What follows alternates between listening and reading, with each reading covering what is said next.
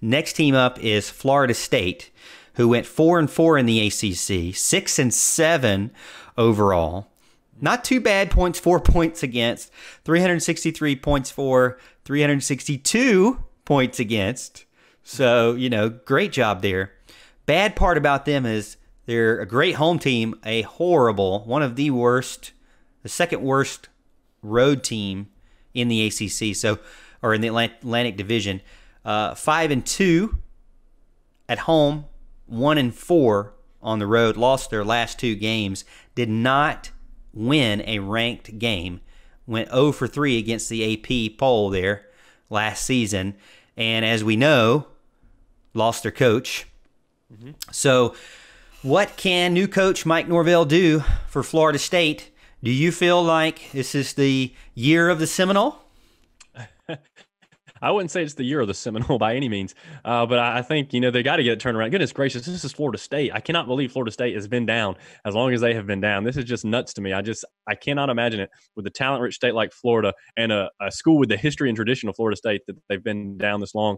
So I'm guessing Mike Norvell maybe can get them there. We'll see how it goes. Former Memphis coach. It's just, can they find a quarterback this year?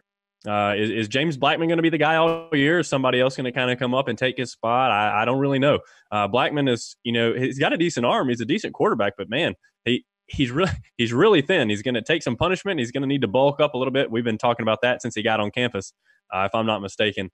But, they've got Akers left. I mean, that's a huge deal. The fact that he's, leaving early for the NFL, he was a great running back. That's going to be tough. But, running behind that line is pretty brutal. Their offensive line has been bad for a long time, and it's hard to believe. But again, maybe that's why Florida State's been bad this long, is because their offensive line. And then they had another cornerback leave, Stanford Samuels, I believe, left as well. Stanford Samuels is third, is what I have here. So, he was a real long cornerback, so that's kind of a big deal. He's kind of an AJ Terrell type.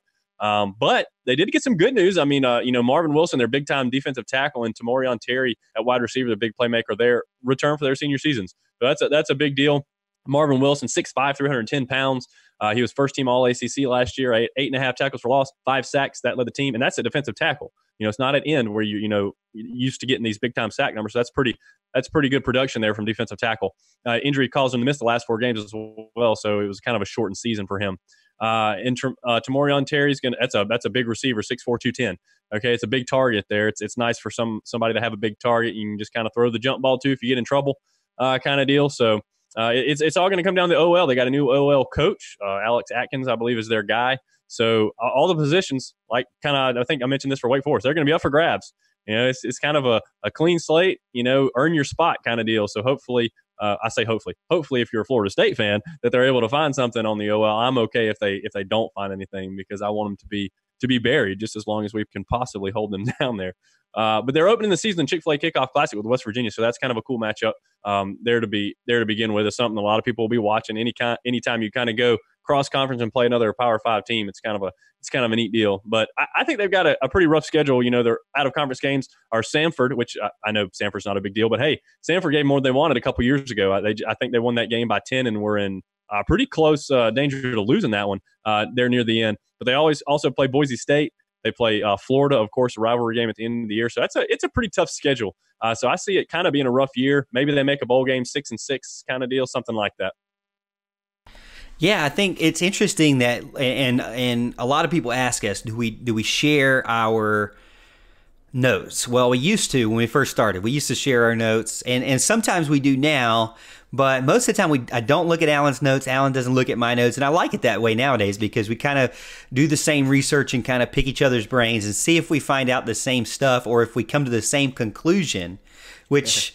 It does seem like we came to the same conclusion there. Again, you lose Cam Akers. Tamorion Terry is returning, but Cam Akers is a huge loss for sure. Offensive line, like you said, listen to this, Al. In 2020 recruiting, 4 offensive line recruits. None of them better than 3-star. Which is unheard of. Florida State not able to recruit a 4-star offensive lineman in an entire class. That's just head scratching. Now they did get a graduate transfer from FIU, but really, again, it's nothing to write home about. If you have an offensive line, nothing to write home about, then you're going to struggle in certain closer games. And, this is a team that was not very good on the road. And if they're not good on the road again, like you said, this could be another team struggling to get that 6th win. Who knows what they're going to get? They lose Alex Hornibrook as kind of he originally started and lost the job. They couldn't decide what he was going to do. James Blackmon comes back. James Blackmon, as everybody knows, seems to have some playmaking ability, but is about 100 pounds soaking wet, and it's just not very, not very long lasting, I guess you could say. As much as he gets sacked, within a couple of games, he's out of there. And that's not a good thing for him because he doesn't have that body to kind of withstand. He's not the Taj Boyds of the world that can take a punishment and keep going. But they do get first-team defensive tackle Marvin Wilson back. So that's a big-time returner for sure. Everyone in town, I put, is expecting Adam Fuller from Memphis to quickly fix things. So apparently Adam Fuller, who is the defensive coordinator now, is from Memphis, of course, following Norvell.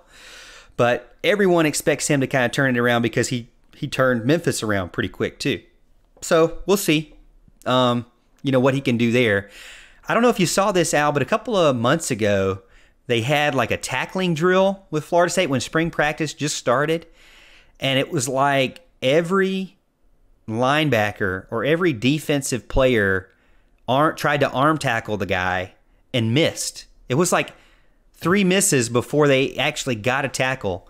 And the tackle was partly helped because he ran out of bounds. So a lot of people made fun of that over on Twitter.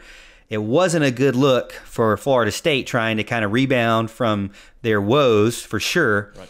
But I could see, the beginning of their schedule, I don't really think that if you're a Florida State fan, I think you're licking your chops there for West Virginia. It's a